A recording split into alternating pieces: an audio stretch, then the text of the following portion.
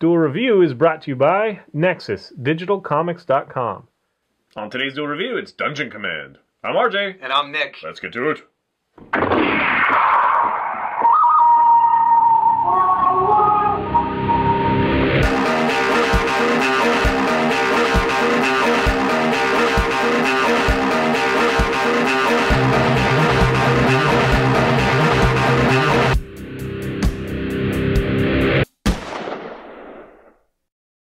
Hey guys, welcome to Wednesday the 12th of December. We are doing Dungeon Command. That's right.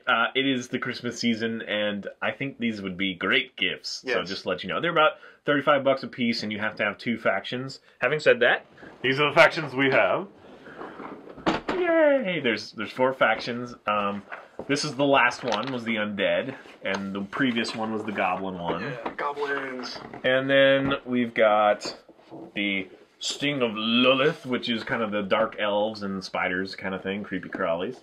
And then the hero one. Heart of Comir. Yes, dragons and dwarves and all that cool stuff. So these are based on kind of the Dungeons & Dragons world from the same guys. And it's cool because they come with a set of cards that actually facilitate playing Dungeons & Dragons. You can add them to your Dungeons & Dragons game. So that's really cool. They're not used in this game though. And the packaging, we're always like, ooh, that packaging is so cool. Like, yeah, it's like fully printed. It fits well. It's got a little tab to help keep it closed. And it's all nicely self-contained. It all makes sense. It's not hard to put away. And you've got all these cool miniatures in each box. And each miniature has a place. This is my favorite faction, especially because of this dude. Each one of them has a big one or a couple of big ones. Yeah, I think there's two big ones. There's the big one, and then there's the second biggest one, and then you have the other little functions. But they do a good job. Kind of like it seems like they have a certain gram of plastic that they want to use, and so if you have 2 fairly large ones, then you have a couple more small ones. Kind of thing. So they really balance it out with cost wise, and I have no problem with that. I think it's great. Yeah. Each one of these, and I guess it's good that we have this like white cummerbund so people can see the figures. On the bottom, it has their names. That's really cool. It's easy to keep track of that way. You will have a couple of multiples usually in each pack. Like there are 2 zombie figures in this pack, and there are 2 skeleton with axes in this pack. And there's these 2. I think they're dwarves. They're dwarven with axes. But they do a really cool thing where they give you 1 full card of little tokens and whatnot, and some of them are these little triangles with numbers. And so what you do is you put the corresponding number, 1 on the card and 1 on the figurine, so you know which one is being, moved and attacked and all that stuff. Now, speaking of cards, that's the other part, is we have the miniatures, but we also have the cards. And the cards are creature cards and what are called order cards. The creature cards all correspond to the figures that you have. And the order cards are spells and different abilities. Another thing to note is that each one of these characters, each one of the creatures, has qualifiers on them. They have what they are. So this zombie is a humanoid, an undead, and a zombie. So any card that affects those can affect him. But you also have to look at this little abbreviation in the corner. It's either con, which is constitution, or dex, which is dexterity, int, which is intellect. So when you have different order cards, they can only be played by a character who shares the same, and I call it suit. Right, they are pretty much suits. You're absolutely right. So yeah, and Nick is demonstrating the board. Each faction has 4 tiles, 2 large and 2 half, and you can arrange them in any way you want. And what you do is you and a buddy choose a faction, and then you build the board together. So half of it is their board, half of it is your board. Right. There are 2 sides to each board, so that's cool. You got lots of different play fields. You don't have to do just a square. You can kind of mix it up. Right. And you could also play with 4 factions if you wanted to. Make a huge board. It's awesome. It's really awesome. It's great. What were you going to say? I was going to say that you could play with multiple characters to expand the board. Yeah, and each board has different locations. They have little zones where you put a treasure token, and on the reverse side of the treasure, so when somebody picks up, opens a chest, it'll have a number, and that's how many treasures you put on there.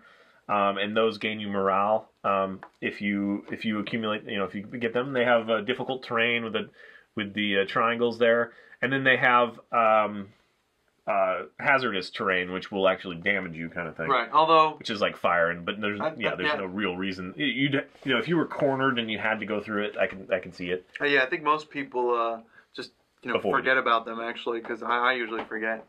But I might step on them. Man, are these miniatures cool? Before I go any further, the miniatures are cool. This guy has a little bit of a limp spear, but that's just because it's thin plastic. But we've got like a undead horse with a skeleton riding him, and zombies and vampires and I mean, like, some of them are like translucent. You can see through them a little bit. This is a ghost, kind of thing, and you can't really see that too well because it's too. But definitely go check them out. I mean, online you'll get nice, good pictures. The other part of the game is this is kind of your persona, and there's 2 for each faction. Right, you have more or less a commander. So these are the 2 commanders for the Cormier deck or package, and you choose one of them, whichever one you want. They usually have special abilities listed right underneath their name that they can do. In addition to whatever the creatures can do. From there, you have how many creature cards you can have in your hand. In her case, it's 3, so I'm going to take 3 cards. 1, 2, 3 creature cards. And then under that is your order hand, how many orders cards you can have. With creatures, you're only allowed that many in your hand at a time. So once you've spent 1 card to bring into play, then you must refill your hand to have that total number, which in her case is 3. Or his case, sorry. His case is 3. Then you have the order cards, so you're going to take, for him it's 4 cards, so you have 4 cards. But you can add more order cards. And order cards can just keep on going. Then from there, over here we have the morale and leadership. Morale is essentially your health, so whenever one of your creatures dies, you minus that level, so each creature card has a level on it. Getting treasure can get one back, or whatever. Some effects can get one back. So what I guess that means is you could have more morale than you have creature levels on the field, which means that if you can kill all of the creatures before your morale goes, then you also die. So there's 2 ways to die. Either you lower it's always morale, though. I mean, you'd have to get like every treasure to lose all your characters. That's true. Then you have your leadership, which determines how many points of creatures that you can put in, points being the level of creature. So if you have a level 5 creature and a level 1 creature, that's 6 levels worth of leadership points that you need to put them out, and that levels up every time that you on the deploy phase that you go up 1. Plus you have special cards sometimes to raise your level as well. Yeah, and so it's kind of like Magic in that you do have these different phases. I mean, lots of games have that, but that's the one that comes to mind. You have these different phases. So the first phase is to draw an order card. The second phase is to move your creatures in any order you want and to make your attacks. The third phase is to bump up your leadership, and then the deploy phase, which I always call summoning. Or deploy is like a military term. I don't know why they say deploy. It's like, it's Dungeons and Dragons. You should summon it, or you should whatever. And plus they have these summoning circles, which on the boards, they will come into play sometimes. If you have a character there, it allows them to summon, or if you put a character there, it bumps up the armor or something. Right, yeah. They're technically called magic circles, and depending on what character you have in that, it will say what those circles can do. Yeah, so it's just kind of a built-in, it allows them more flexibility in designing these. And this is not the end of them. This is not all 4. There are going to be more. I forget what the next one is, but they're all very cool. And like I said, each deck comes with cards that you can play in Dungeons & Dragons. Do you have those cards handy? Yeah, these. So, that's it. Yeah, so you've got adventure cards, and you've got encounter cards and monster cards. Yeah, so that's really cool that they did that. And of course, they're trying to cross promote, and I have no problem with that. It's great. This game is basically a 2-player to 4-player or however many, and I like that because it doesn't require a whole group of you necessarily. We've been having a lot of fun just playing the 2 of us. Yeah. But at the same time, we hate to be wrong, and so there are a few little rules that are a little bit unclear, like walls and doors, that are a little unclear. So it gives us enough room to argue. But otherwise, the instructions are pretty clear. Yeah, I like the instructions on this one. And although there is no glossary. Yeah, we'd love to have that, but there is a table of contents. So. Yes. So yeah, I think it's very well designed, and I think that if you're interested in this world, but maybe you don't really want to do the whole Dungeons and Dragons, get a dungeon master and all that stuff, if you don't really want to go that far, this is a great way to introduce you into that world, and it's very rich. It's been around for years. All this, So I was so happy when the Undead came out because it just got me all over it. It's like the skeleton dragon and like it's vampire and it's cool. The only thing I would have loved is Dark Elf, but then I could just kind of mix with the Lolith here. Oh yeah, Sing of Lolith. Yeah, because I like playing as that as well. But I like the goblins. They were pretty badass. So you can kind of, it's alluded to that you can kind of mix and match, like mix your cards and have more than one faction working together. But it's not official, so there's some room for some house rules. As far as we know, it's not official. Yeah. So there's some house rule opportunities that you can kind of mix and match and have some fun that way. Just like in Magic, you can mix your decks kind of thing. This allows you to possibly have room to mix your faction. Yeah. Because there's some that say all undead characters and whatnot. So yeah, the box art is awesome. You have the cool miniatures. Each card has awesome art. So the art is way to go. Just the gameplay is really fun. It's just a really great series of expansions. Unfortunately, you do have to buy 2 of them to play with 2 people. Yeah, but you buy one, your buddy buys one. Yeah, and it totally works. And we have all 4 so far, and it's just been awesome to play. A lot of people complain that there's no dice to roll, especially because that's such a big part of Dungeons and Dragons. Yeah, well, with the exception of deciding who goes first. But yeah, there is no dicing. But I don't really have a problem with it. It plays, really well without it. Basically, if you have ranged characters, you're gonna, stay away. But at some point, the board is small enough that you're gonna get cornered. So you're gonna have to use your melee or I got him stuck in an area once. That was pretty fun. Some of the characters feel a little cheap. I mean, like I had a real problem with him when he would play in the Tyranny of Goblin, but he's also just good at it. He's good at the strategy of it, and you get these cards like I can't plan. Like it's like, okay, well, if I hit him here, he won't be able to get over because he only has 5 movement points and he won't be able to get over this far. Right. I'm like 3 more away, and then he has this stupid cheap card that's like 3. Can slide 3, yeah. and it's just like what? So you have a hard time planning against the goblins. Right. But it doesn't happen that way with Heart of Coromir. They don't have cards like that. So there is definitely a different flavor, and you're going to want to know your faction very well and your enemy faction very well too, because that was maddening to me. It was like, you cheap bastard, you're using all these cards that are all cheap, but that's what the goblins do. And that reminds me, as far as the order cards go, there are 3 types of order cards. There's the minor, the immediate, and then the standard cards. The standard cards count as an action, which means that if you play a standard card when you can, which is on your turn, your character is tapped.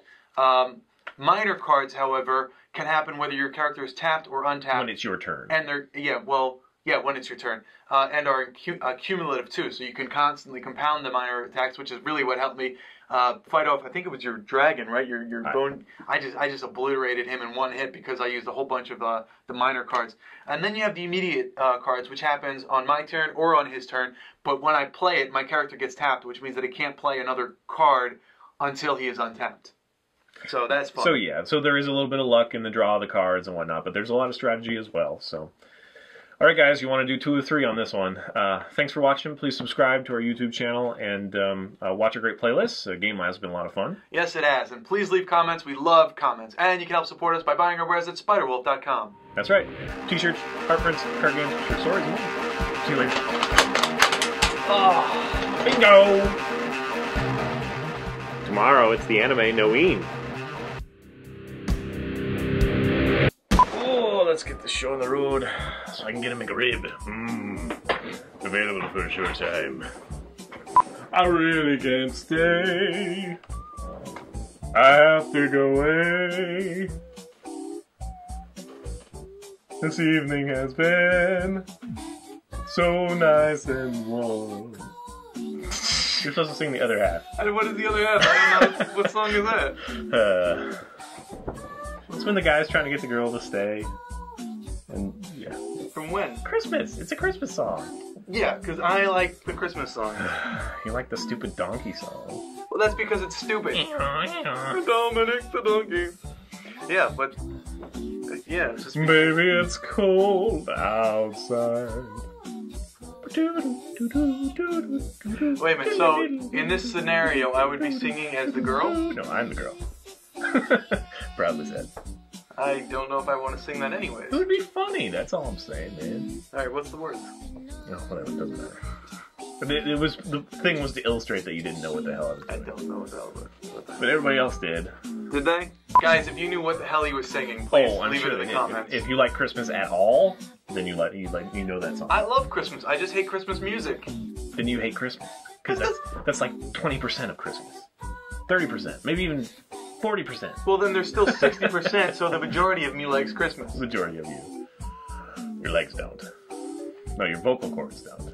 No, my ear canals don't. On today's Duel review, it's Dungeon Command. I'm RJ. And I'm Nick. Nick hates Christmas. I had to do it. He doesn't hate Christmas. That's his joke. I just teased him for it because he hates Christmas music. I do hate Christmas music. They play it everywhere. I mean, it's the same we 5 songs. But We were doing a demonstration at a local card game or game shop. Yes. And they had Christmas music, and I was like, "Ah, Christmas music!" And he's like, Christmas music. Like, you can't leave it. It follows you around.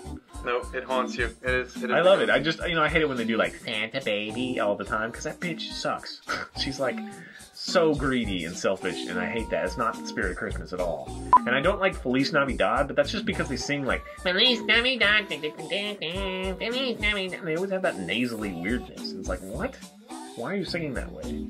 Because they're supposed to be like Mexican elves or what? But it's ridiculous. Well, it's a Spanish song. I know, but Spanish people speak like that? I don't know. Mexicans do, I suppose. My mom doesn't. Wow. Well, they do. Right into racist town.